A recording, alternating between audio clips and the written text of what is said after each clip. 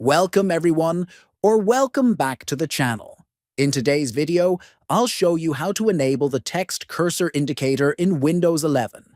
This feature helps you easily locate the text cursor while typing or editing, making your computer more accessible and comfortable to use. First, right-click on the Start icon at the bottom.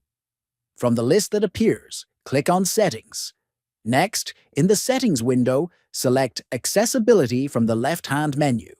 Then scroll down and click on Text Cursor. Once you're inside the text cursor settings, turn on the switch labeled Text Cursor Indicator.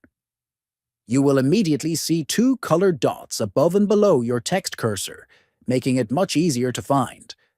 After that, you can customize the size and color of the indicator. To change the size, simply drag the size slider left or right until it looks perfect for you. To change the color, choose one from the list of available colors or pick a custom color that fits your preference. If you found this video helpful, don't forget to subscribe to the channel, like the video, and share it with others. Thanks for watching, and see you in the next one.